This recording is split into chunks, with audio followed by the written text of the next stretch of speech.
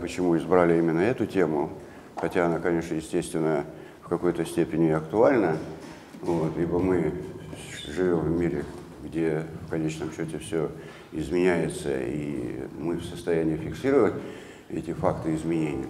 Вот, но я свой собственный взгляд вот, на подобного рода проблемы вот, их сложу, вот, он будет недолгим, вас, наверное, не замучает, вот, и потому начинаем. Значит, все-таки революция, да, слово, да, латинское, или как его называют, позднее латинское слово, вот, революцио, которое, собственно говоря, обозначает именно переход, переворот, вот, превращение, ну и, в принципе, изменение. Поэтому я исхожу из понимания того, что, революция все-таки есть некоторые общие изменения, или изменения вообще. Вот. И этим понятием, собственно говоря, отражается развитие, без разницы, будь то развитие в живой природе или не живой природе, или развитие в обществе и в самом отдельно взятом индивиде. Но вот это вот изменение вообще, вот как раз именно фиксируется таким понятием, как революция. И посему мы можем сказать, вот, например, да, если происходит определенное накопление всевозможного рода изменений, ну, в той же технике, происходит, конечно, естественно, некоторый переход из одного состояния в другое. А если эта техника обуславливает развитие вот, всего технического парка, в соответствии с этим, конечно, вот, имеет место быть изменения в целом. Возьмите промышленную революцию, да, которая имела место быть, и там меняется рабочая машина, то есть руки рабочие, да, человеческие. А почему так? А почему? Вот, значит, и ручной труд, собственно говоря, становится трудом машинным. Слышно? Нет? Не слышно? Ну, хорошо, вот, может быть, сейчас. Вот, машина-двигатель появляется, да, паровая машина вначале, потом электродвигатель, бензиновый двигатель и так далее и тому подобное. Вы знаете, что человеческая сила сколько составляет от лошадиной силы? 0,2. То есть 5 людей или 5 человек – это одна лошадь. Вот и представьте себе. Изменения, которые, собственно говоря, на него внесла рабочая машина, вот, соответствовало достаточно мощному скачку в освоении и природы, и в производительности труда. Оуэн, такого помните, Роберта? Нет? Английский социалист утопист. И практик в то же время, владелец нескольких фабрик и заводов. Не помните? В Нью-Ланарко вот, он устроил эксперимент на своей фабрике. Но я потихонечку буду вас вводить в курс дела. Так вот, этот эксперимент, да, с использованием, естественно, машин, повлек за собой. У него работало на фабрике 2500, и он посчитал, что эти 2500 рабочих, наемных рабочих, заменили 600 тысяч человек, которые бы производили данный продукт ручным способом. 600 тысяч. В соответствии с этим вы видите, какая мощная производительность труда является нам только в результате появления именно рабочей машины. И это есть достаточно серьезный скачок. И это есть достаточно серьезные изменения, повлекшие за собой вот именно серьезные результаты. То есть стал производиться продукт, удовлетворяющий потребности огромного большинства людей. Вот таким образом это машина. И это вот изменения, произошедшие в Байсе, то есть именно вот в самой по себе технике. И поэтому с изменениями революция тоже увязывает сама себя. И поэтому революцией словом, да, действительно, называют все то, что изменяется, но изменяется коренным образом. Второе, что включается в понятие революции, это преобразование. И вот давайте посмотрим. Поэтому к этому тоже относиться надо не так просто. Вот, а преобразование происходит в нашей жизни постоянно. Мне тут один рассказывал друг вот, сюжет, связанный с чем? Что в какой-то деревне, то ли Мордовии, то ли Удмуртии, вот, один молодой парень построил автоматизированную птицефабрику, небольшую по своим объемам. Вот, но эта птицефабрика возродила деревню. Вот, деревня спивалась, потому что не было работы. Вот, и в соответствии с этим вели они, естественно, как это социально-донный образ жизни. Вот, и в то же время, когда, собственно говоря, вот, начала действовать эта фабрика, то есть некоторых жителей этой деревни стали работать на данной фабрике. Они стали получать заработную плату соответствующую и достаточно приличную. На эту заработную плату они стали, естественно, удовлетворять свои первичные потребности, потребности в жилье, изменили свои собственные дома, начали строить дороги, соединяющие с автомагистралями и так далее и тому подобное. Вот вам, да, какая-то локальная территория, вот, в деревне, взяла и изменилась до неузнаваемости. Народ изменился сам по себе, работающий на данной фабрике, и тем самым, естественно, улучшенные условия жизни вот, имели место быть. Поэтому в революцию, как в понятие, тоже вкладывается вот это преобразование. Ну и последнее. У меня 20 минут, да? Вы знаете, что я должен уложиться в 20 минут. И последнее, что вкладывается в понятие революции, это способ взаимодействия.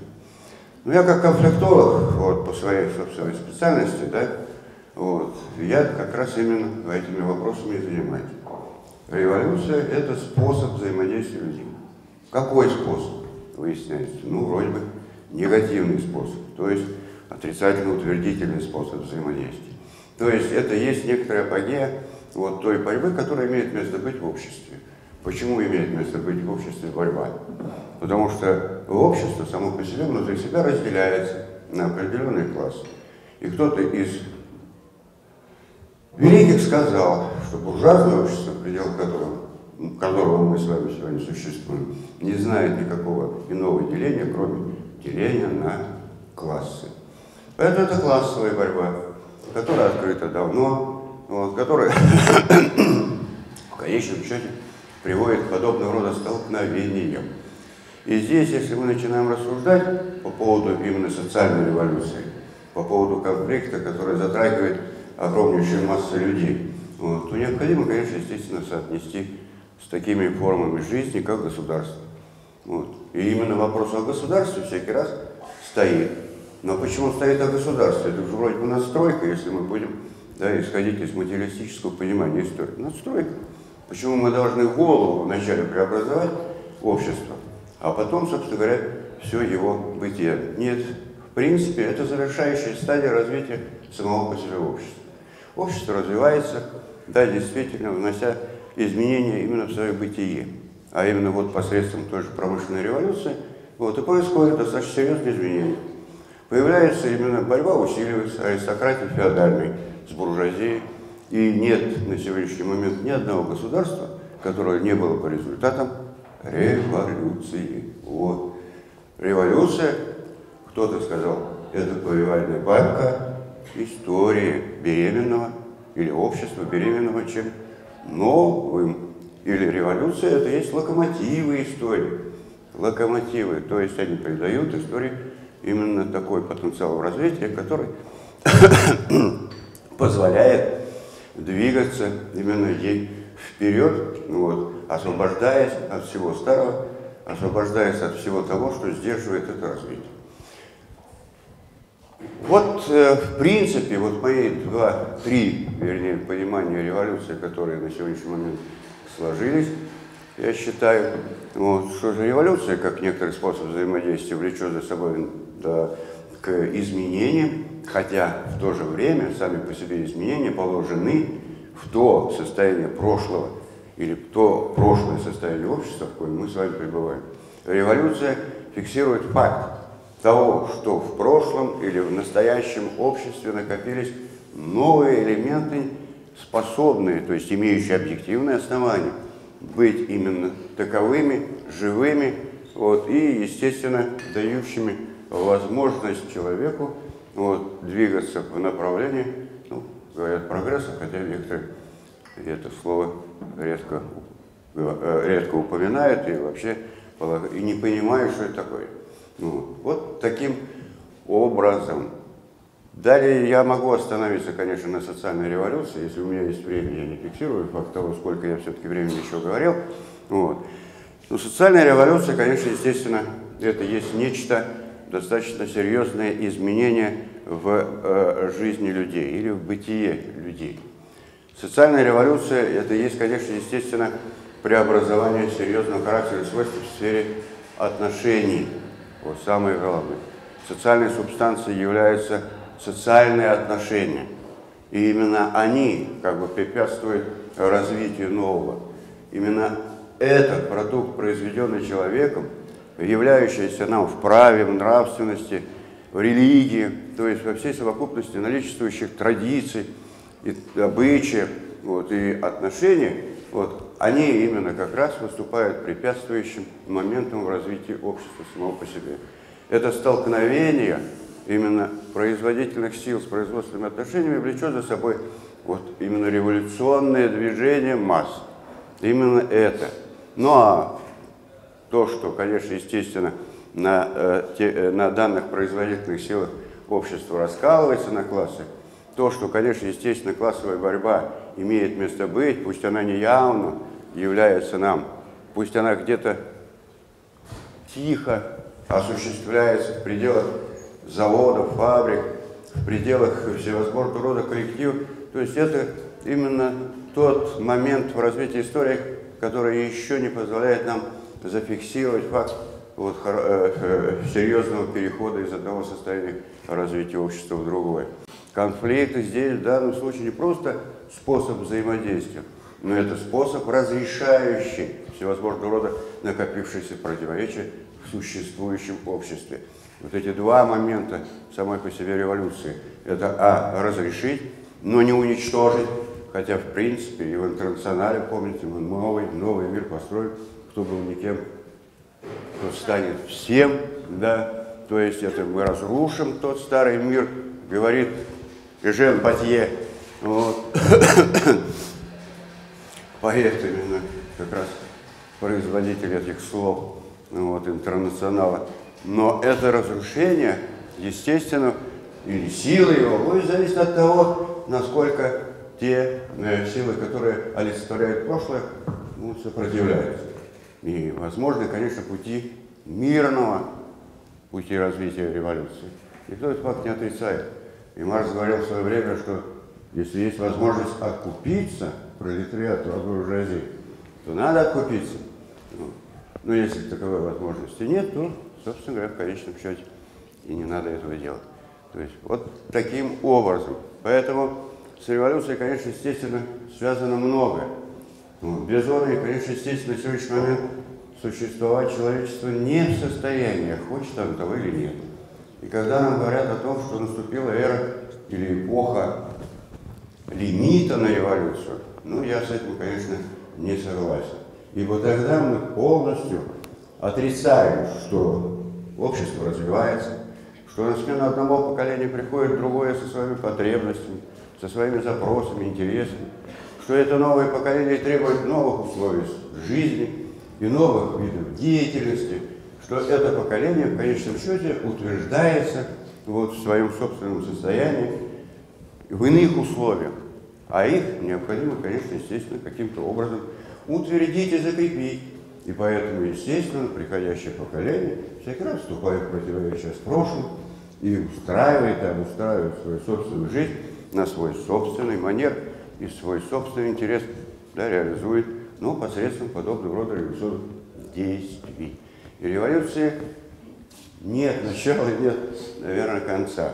Вот. И революционизирующая практика – это как раз именно одно из свойств человека деятельного, который именно нацелен на преобразование. Вы не хотели бы возвращаться назад, наверное, в то прошлое, в коем существовали ваши родители, а тем более бабушки и дедушки, да? Нет, естественно. Вы пришли для того, чтобы в конечном счете вот этот мир подстроить, как кто-то пел, Макаревич, подстроить под себя.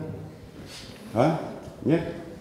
Вот таким образом осуществляется весь этот процесс. Конечно, естественно, словами не все скажешь, что происходит в действительной жизни. Она намного богаче. Это жизнь, наших представлений о ней. Вот. И как кто-то говорил, суха, мой брат, теория вечная, зелена, древо жизни. Поэтому это многообразие, оно, естественно, является само себя. Вот, и в подобного рода способах достижения тех условий, которые необходимы тем развитым потребностям, с коими вы являетесь на свет Божий. Ну вот, спасибо. Я думаю, что 20 минут я все-таки вас обнял. Я так понял, что еще вопросы, да? Если есть вопросы. Добрый день. Здрасте. Вы немножко упомянули про теоретическую возможность разрешения конфликтов без столкновений. Вы говорили, что там Маркс писал, что мирным путем. Теоретически это можно. А можно подробнее что-нибудь про... Существует ли абсолютная сила, которая может абсолютно мудро разрешить все конфликты? Или что-то такое? Идеальное правительство? Давайте, да. Расскажите. Да. Материалисты в 19 веке уже покончили с абсолютом. Вот. Ибо гегельская философия, насколько мне известно, вот как раз есть та философия, которая подвигала сознание к абсолюту. Вот. Абсолютных сил нет. Но я предысторию чуть-чуть. Социалисты-утописты мучились над этим вопросом, а где же, собственно говоря, движущая сила, которая в конечном счете могла бы совершить именно некоторые преобразования существующего общества. Вот. А критика общества и начального накопления капитала была достаточно серьезной. И популисты, явившиеся на свет во время Великой Французской революции, и Капен, и Сен-Симон, и Оуэн, вот, и Фурье особенно, этот молодец, который, написав новый органон, предлагал капиталистам увеличить производительность труда на 400%. Они должны были поухватиться за его идеи сосчетарного общества, но чего-то как-то про него не очень сильно говорили. Вот. Абсолютной силы нет, но есть сила. Буржуазная революция, движущей силой явилась буржуазия, вместе, конечно, естественно, с пролетариатом, с наемными работниками. Вот. Следующая, социалистическая, она все-таки имела место быть. 17-й год, Октябрьская революция, это была социалистическая революция. Там движущей силой был пролетариат, или кто такой пролетариат, или что такое пролетариат. Это наемные работники, говорит Маркс, 19 века. Но я так думаю, что наемные работники никуда не поделись. До 95% сегодня в структуре российского общества это наемные работники. Вот, поэтому эта сила достаточно крепка, мощна, включена во все сферы жизнедеятельности общества, от управления до младшего обслуживающего персонала. Вот, эта сила, конечно, естественно, имеет место быть. Ну, вот социалисты ставку делали именно на пролетариат. Вот. И первая, наверное, все-таки пролетарская революция, это восстание селецких ткачей в 1830 году осуществленное. Вот. А последующие, вы знаете, Парижская коммуна, Октябрьская революция, да, именно следующая резко сразу за февральской революцией в России.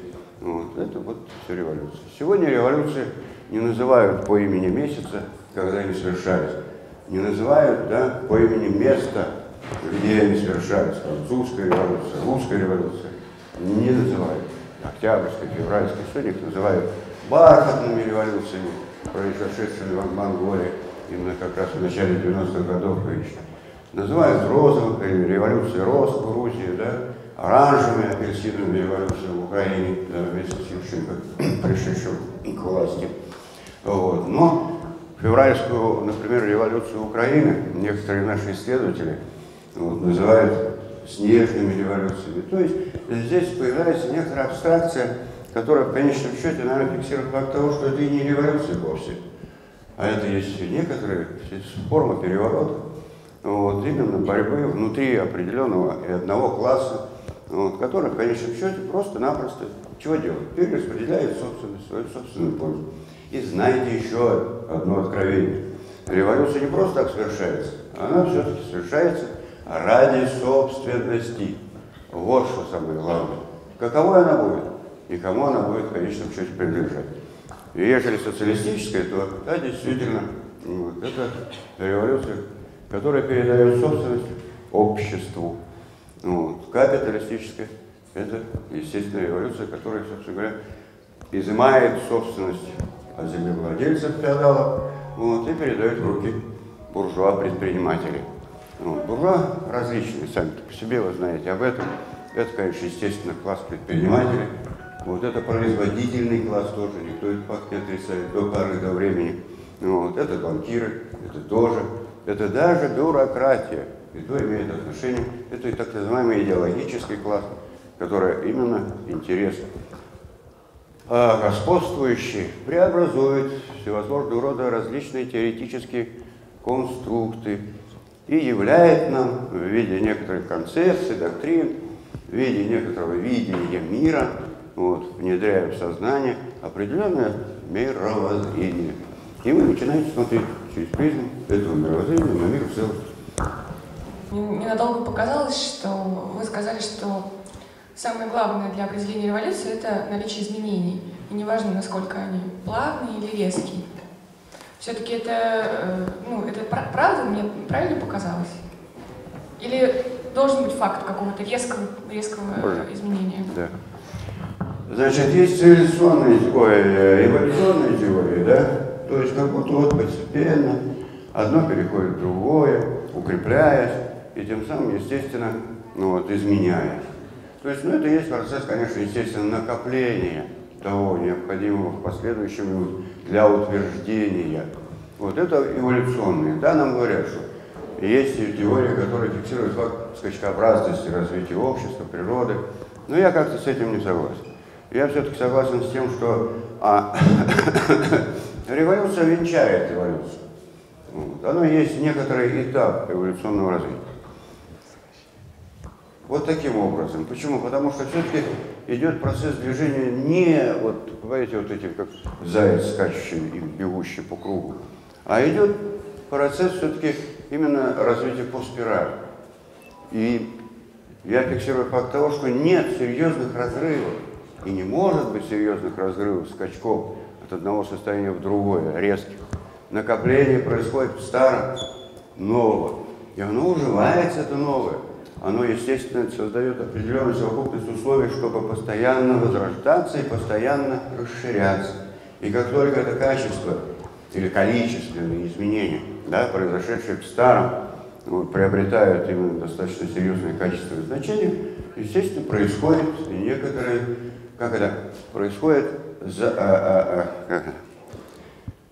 общество начинает задумываться над тем переходом, который уже необходим, в силу объективных причин. Это не есть субъективное состояние индивида или человека. Это есть некоторое требование объективности, то есть то, что уже положено в бытие самого по себе человека, в условиях его жизни и в его деятельности. А сознание само по себе оно отражает в своих собственных понятиях и представлениях, что в этих условиях и что в этом бытие необходимо изменить для того, чтобы в конечном счете приобрести иные условия. Но эти условия находятся в старом обществе. Это самое главное, надо понять, потому что они не являются нам абсолютно, не Богом данные, а человеком произведенные. И, естественно, никто другой, как сам по себе человек, произведя подобного рода условия, в состоянии эти условия укрепить в праве, укрепить в политике, укрепить в экономике, то есть укрепить во всех сферах жизнедеятельности самого по себе общества. Это, понимаете, общество – это живой организм, всякий раз развивающийся, изменяющийся. Ну и есть диалектический закон, да, перехода количественных изменений в качественных. И вот здесь этот переход как раз фиксируется именно революционными изменениями. Да и сама по себе человеческая практика, то есть деятельность, она революционна. Она всякий раз нацелена на преобразование. Поэтому я и вкладываю в понятие революции, с одной стороны, изменения, а вот столкновение, если способ, да, смотреть на революцию как на способ негативного взаимодействия, это как раз именно фиксация того необходимого изменения. И результатом, собственно говоря, в конечном счете вот этих столкновений является как раз изменение. Вот поэтому я говорю, революция есть изменение, революция есть преобразование, революция есть способ взаимодействия. Это столкновение, борьба и так далее и тому подобное.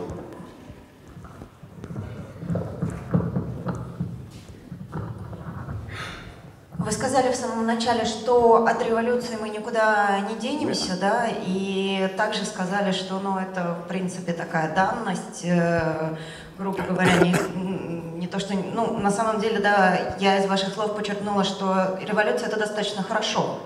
Это, в общем-то, процесс развития, процесс какого-то, может быть, даже роста. Такой вопрос в связи с этим. До каких пор это хорошо? Потому что если революции будут случаться слишком часто, развитие это, наверное, как такового не получится. Вот как вы вообще прогнозируете, насколько часто они будут происходить и какая частота будет во вред?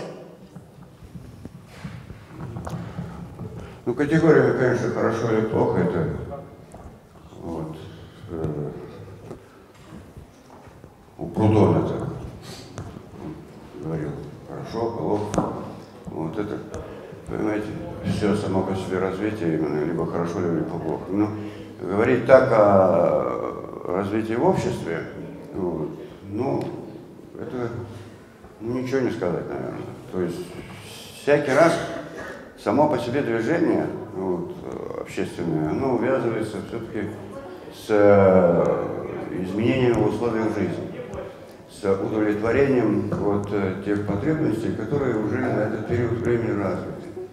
И ежели имеет место быть, вы понимаете, ущемление, так называемая депривация этих потребностей, вот, то, конечно, естественно, возникает некоторая уже потребность социального характера и свойства вот, в изменении этих условий, чтобы они не были недостаточными для того, чтобы человек свободно развивался. А именно материальные условия есть основа, в конечном счете, развития, свободного развития человека.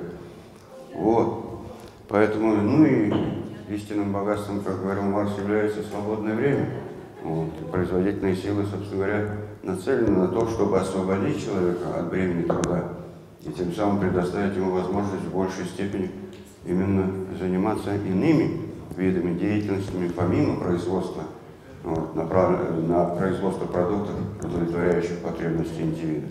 Поэтому революция это, ну не знаю, если в терминах хорошо-плохо, то если это революция, то это всякий раз для общества вот, оздоравливающий момент. Это хорошо, потому что оно может именно застояться в своем собственном развитии и в соответствии с этим вот, накапливать противоречия еще в большей степени, и тогда вот это разрешение этих противоречий, оно может происходить более кровавым способом, нежели чем тогда, когда общество вовремя осознает необходимость перехода, и когда использовать будет революцию для этого перехода.